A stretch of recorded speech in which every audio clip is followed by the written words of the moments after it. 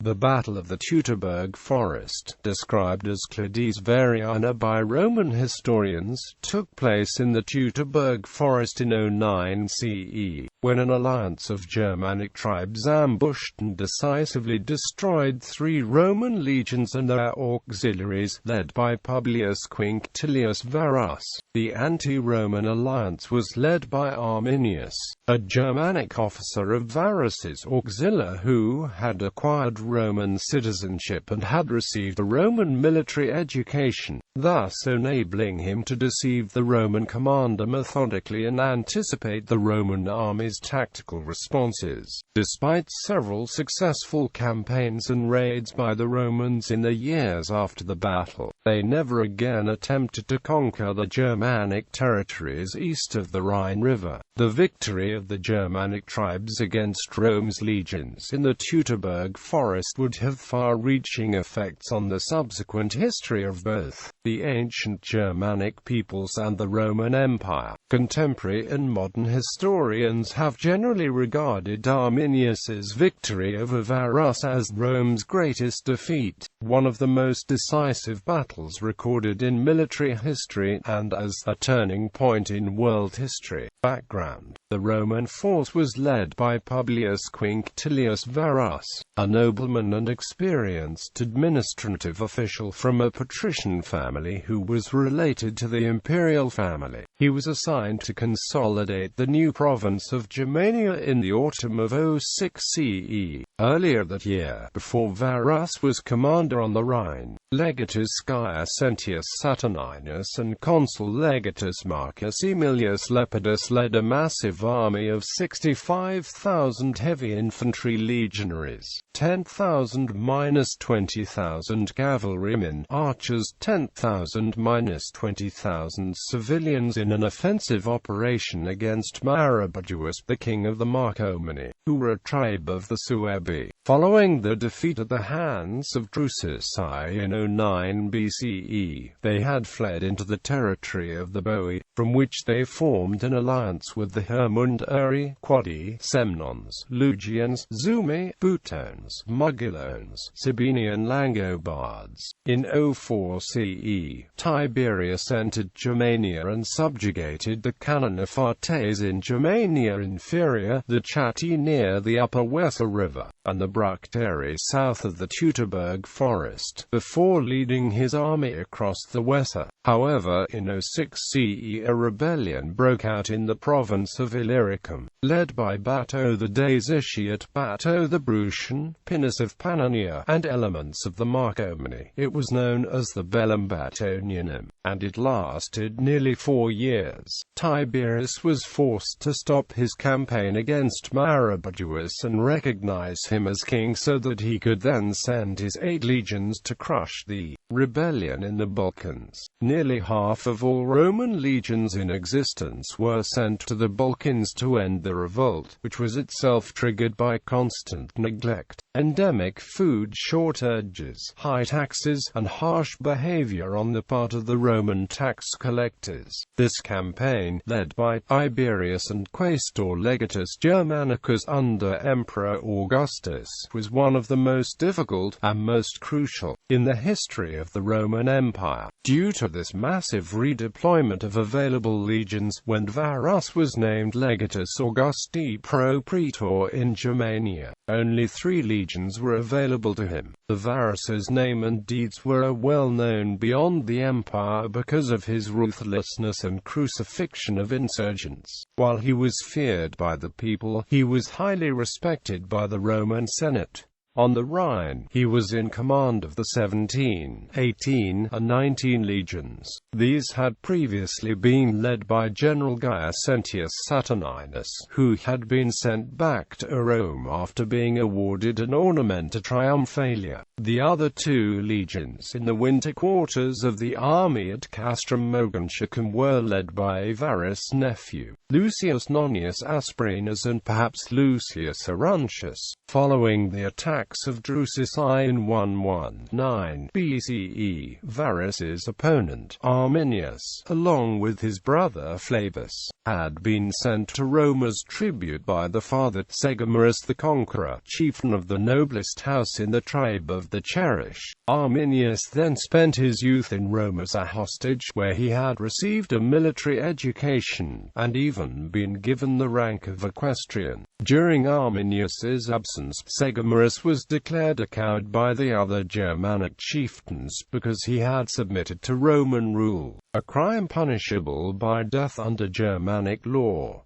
Between 11 BCE and 04 CE, the hostility and suspicion between the Germanic tribes deepened. Trade and political accords between the warlords deteriorated. Tacitus wrote that the Chatti were hostile and subjugated the Cherish, but were themselves pacified. Between 4 and 06 CE, Velleius Paterculus also reported that in the years 1-4 CE, there was unrest in Germania.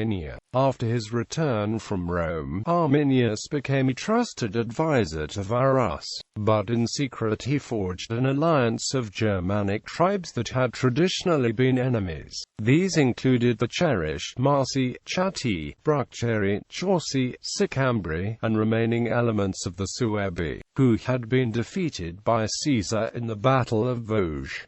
These 5 were some of the 50 Germanic tribes at the time, using the collective outrage over Varus's tyrannous insolence and wanton cruelty to the conquered. Arminius was able to unite the disorganized tribes who had submitted in sullen hatred to the Roman dominion, and maintain said alliance until the most opportune moment to strike. While Varus was on his way from his summer camp west of the Weser River to winter headquarters near the Rhine, he heard reports of a local rebellion, reports which had been fabricated by Arminius. Edward Shepherd Creasy writes that this was represented to Varus as an occasion which required his prompt attendance at the spot, but he was kept in studied ignorance of its being part of a concerted national rising, and he still looked on Arminius as his submissive vassal.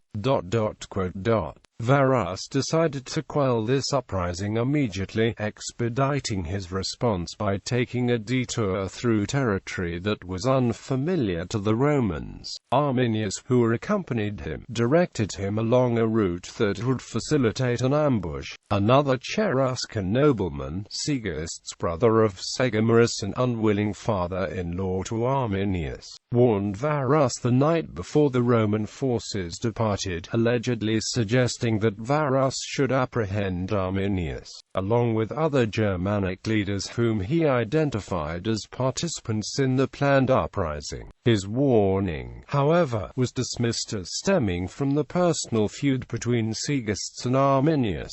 Arminius then left under the pretext of drumming up Germanic forces to support the Roman campaign. Once free from prying eyes, he immediately led his troops in a series of attacks on the surrounding Roman garrisons. Recent archaeological finds place the battle at Kalkries Hill in Osnabrück County, Lower Saxony. On the basis of Roman accounts, the Romans were marching northwest from what is now the city of Detmold, passing east of Osnabrück after camping in the area prior to the attack. Battles.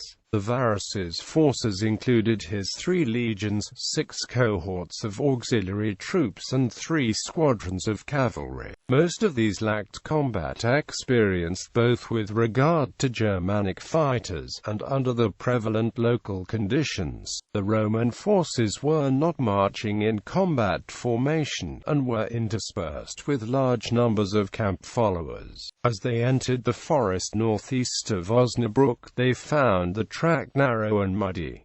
According to Dio Cassius, a violent storm had also arisen. He also writes that Varus neglected to send out reconnaissance parties ahead of the main body of troops. The line of march was now stretched out perilously long, between 15 and 20 kilometers. It was in this state when it came under attack by Germanic warriors armed with light swords, large lances and narrow-bladed short spears called fremi. The attack attackers surrounded the entire Roman army and rained down javelins on the intruders. Arminius, recalling his education in Rome, understood his enemy's tactics, and was able to direct his troops to counter them effectively by using locally superior numbers against the dispersed Roman legions. The Romans managed to set up a fortified night camp, and the next morning broke out into the open country north of the Rhine hills, near the modern town of Osterkappeln. The breakout was accompanied by heavy losses to the Roman survivors, as was a further attempt to escape by marching through another forested area. As the torrential rains continued, the rain prevented them from using the bows because the sinew strings become slack when wet, and rendered them virtually defenseless.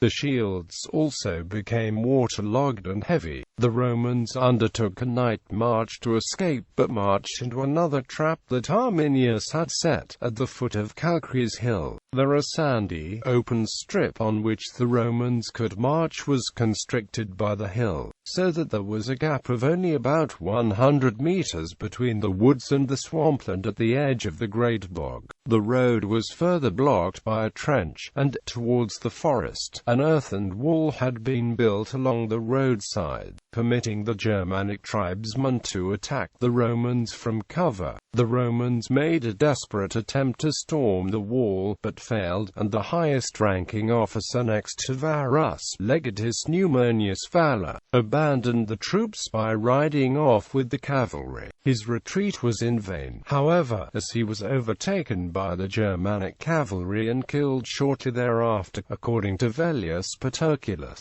The Germanic warriors then stormed the field and slaughtered the disintegrating Roman forces. The Varus committed suicide, and Velleius reports that one commander, Praefectus Sionius, shamefully surrendered, then later took his own life, while his colleague Praefectus Aegeus heroically died leading his doomed troops. Roman casualties have been estimated at 15,000–20,000 dead, and many of the officers were said to have taken their own lives by falling on the swords in the approved manner. Tacitus read that many officers were sacrificed by the Germanic forces as part of their indigenous religious ceremonies, cooked in pots and the bones used for rituals.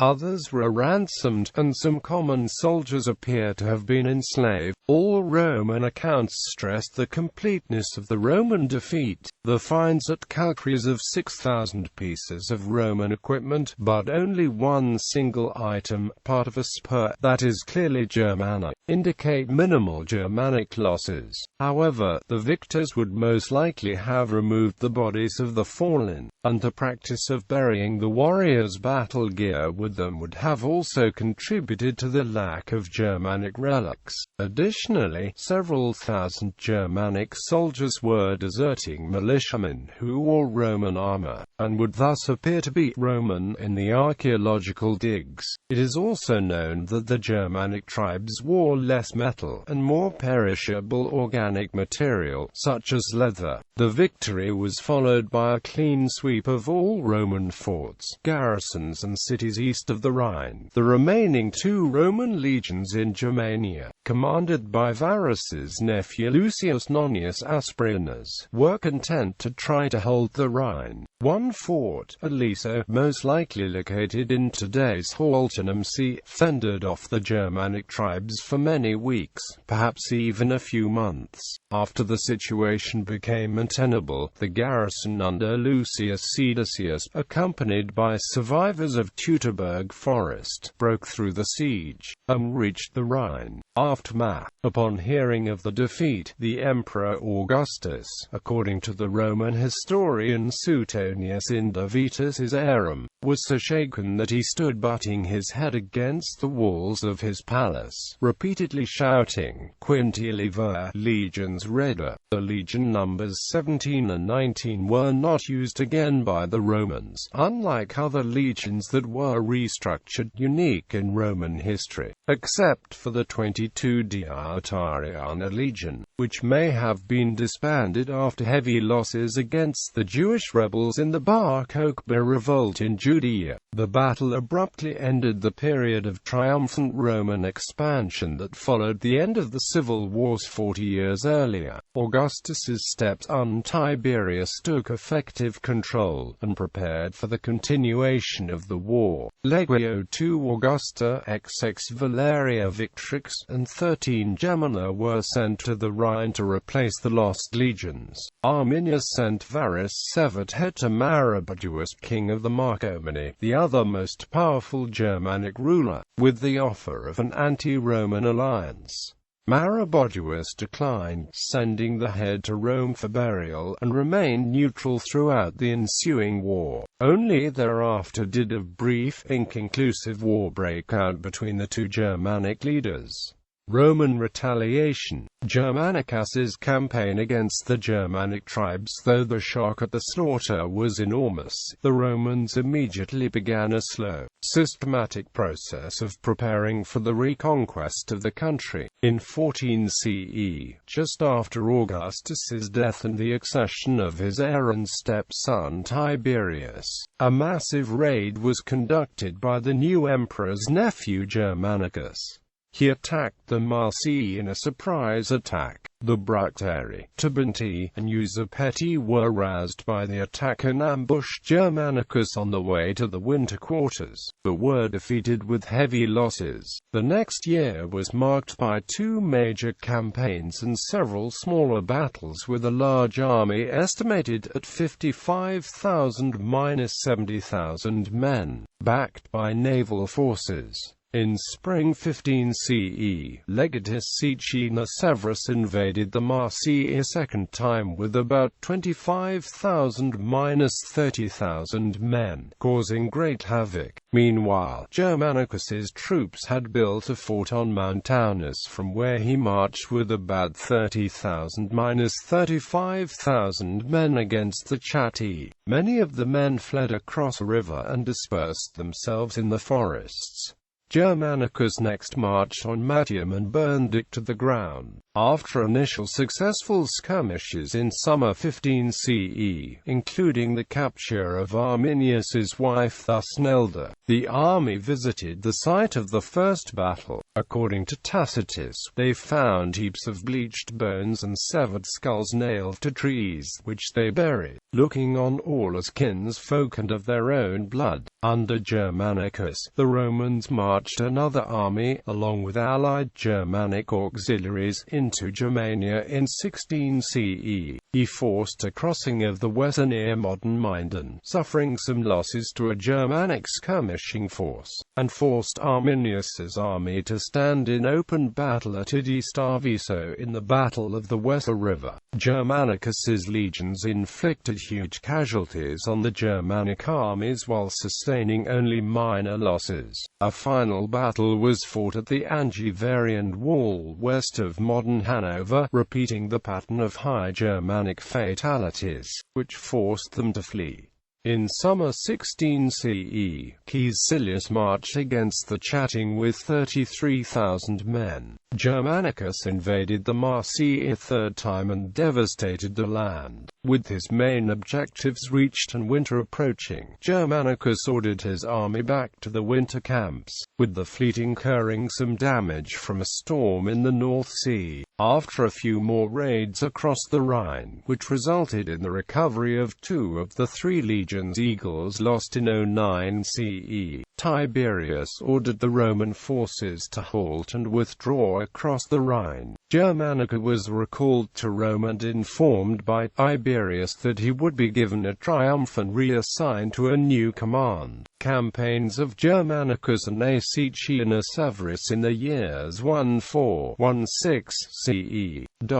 Germanicus's campaign had been taken to avenge the Teutoburg slaughter and also partially in reaction to indications of mutinous intent amongst his troops. Arminius, who had been considered a very real threat to stability by Rome, was now defeated. Once his allied Germanic coalition had been broken and honor avenged, the huge cost and risk of keeping the Roman army operating beyond the Rhine was not worth any likely benefit to be gained. Later campaigns. The Third Legionary Standard was recovered in 41 CE by Publius Gabinius from the Chauci during the reign of Claudius, brother of Germanicus, according to Cassius Dio in Roman History Book Lux, Chapter 8. Possibly the recovered auxilia were placed within the Temple of Mars Alta, the ruins of which stand today in the Forum of Augustus by the Via Fori Imperiali in Rome. The last chapter was recounted by the historian Tacitus. Around 50 CE, bands of Chatti invaded Roman territory in Germania Superior, possibly an area in Hesse east of the Rhine that the Romans appear to have still held, and began to plunder. The Roman commander, Publius Pomponius Secundus, and a legionary force supported by Roman cavalry recruited auxiliaries from the Vanguians and Nemites. They attacked the Chatti from both sides and defeated them, and joyfully found and liberated Roman prisoners, including some from Varus's legions who had been held for 40 years. Impact on Roman expansion. For the time of the rediscovery of Roman sources in the 15th century, Teutoburg Forest has been seen as a pivotal clash, which ended Roman expansion into northern Europe. This notion became especially prevalent in the 19th century, where it formed an integral part of the mythology of German nationalism. More recently, some scholars have begun to question this interpretation and have pointed out reasons why the Rhine was a much more practical boundary for the Roman Empire than any other river in Germania. Logistically, armies on the Rhine could be supplied from the Mediterranean via the Rhone, Saône and Moselle, with a brief stretch of portage. Armies on the Elbe, on the other hand, would have to have been supplied either by extensive overland routes or ships traveling the hazardous Atlantic seas. Economically, the Rhine was already supporting towns and sizable villages at the time of the Gallic conquest. Northern Germania was far less developed, possessed fewer villages, and had little food surplus and thus a far lesser capacity for tribute. Thus the Rhine was both significantly more accessible from Rome and better equipped to supply sizable garrisons than the regions beyond. And there were also practical reasons to fall back from the limits of Augustus's expansionism in this region. Nonetheless, the Sovereign-era historian Cassius Dio is emphatic that Varus had been conducting the latter stages of full colonization of a greater German province, which has been partially confirmed by recent archaeological discoveries such as the Varian-era Roman provincial settlement at Waldgurm's Forum. There were several later Roman punitive campaigns after that of Germanicus east of the Rhine River into Germania Magna. One of them, led by the Roman Emperor Maximinus Thrax, resulted in a Roman victory in 235 CE at the battle at the Hartshorn Hill, which is located in the modern German state of Lower Saxony, east of the Weser River, between the towns of Kalafeld and Bad Gandersheim. After Arminius was defeated and dead, Rome tried to control Germania east of the Rhine and north of the Danube indirectly, by appointing client kings. Italicus, a nephew of Arminius, was appointed king of the Cherish, and Vanguio and Cedo became vassal princes of the powerful Suebi. Site of the battle. For almost 2,000 years, the site of the battle was unidentified. The main clue to its location was an allusion to the Saltus Teutoburgensis in section 9, 60-62 of Tacitus' Annals, an area not far from the land between the upper reaches of the Lippe and Ems rivers in central Westphalia. During the 19th century, theories as to the site abounded, and the followers of one theory successfully argued for a long wooded ridge called the Osning, near Bielefeld. This was then renamed the Teutoburg Forest. Late 20th century research and excavations were sparked by finds by a British amateur archaeologist Major Tony Clun, who was casually prospecting at Calcareys Hill with a metal detector in the hope of finding the odd Roman coin. He discovered coins from the reign of Augustus, and some ovoid leaden Roman sling bolts. Calcareys is a village administratively part of the city of Bramshire, on the north slope fringes of the Wehen, a ridge-like range of hills in Lower Saxony north of Osnabrück. This site, some 100 kilometers northwest of Osning, was first suggested by the 19th-century historian Theodor Mommsen, renowned for his fundamental work on Roman history. Initial systematic excavations were carried out by the archaeological team of the Kulturhistorisches Museum Osnabrück under the direction of Professor Wolfgang Schluter from 1987. Once the dimensions of the project had become apparent, a foundation was created to organize future excavations and to build and operate a museum on the site, and to centralize publicity and documentation.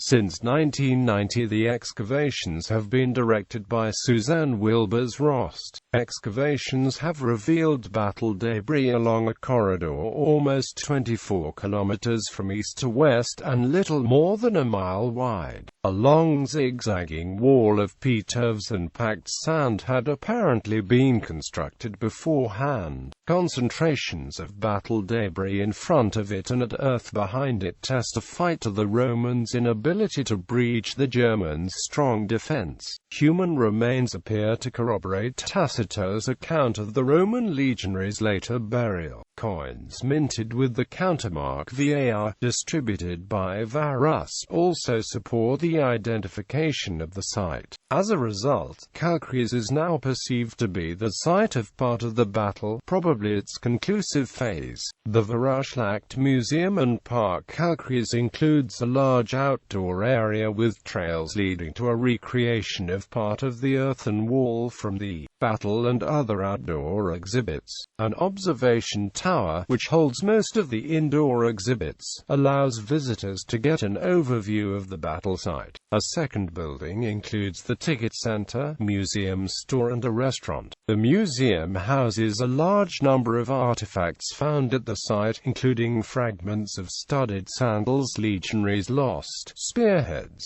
and a Roman officer's ceremonial face mask, which was originally silver-plated. Alternative theories on the battle's location. Although the majority of evidence has the battle taking place east and north of Osnabrück and the end at Calcareys Hill, some scholars and others still adhere to older theories. Moreover, there is controversy among Calcareys' adherents themselves as to the details. The German historians Peter Kenny and Reinhard Walters believe that the battle was probably in the Detmold area, and that Calcareys is the site of one of the battles in 15 CE.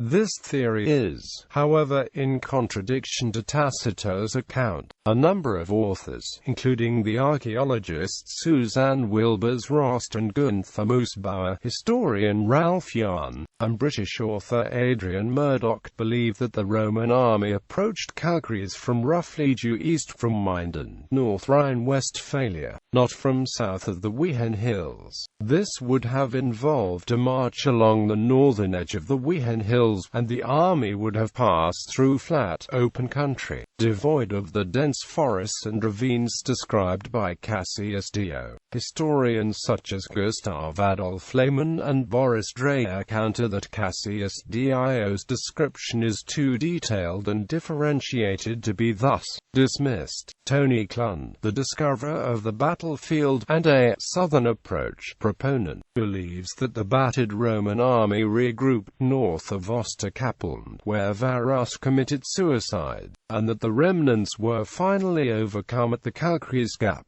Peter Opitz argues for a site in Paderborn, some 120 kilometers south of Calcrace, based on a reinterpretation of the writings of Tacitus, Paterculus, and Florus and a new analysis of those of Cassius Dio. He proposes that an ambush took place in Varus' summer camp during a peaceful meeting between the Roman commanders and the Germans.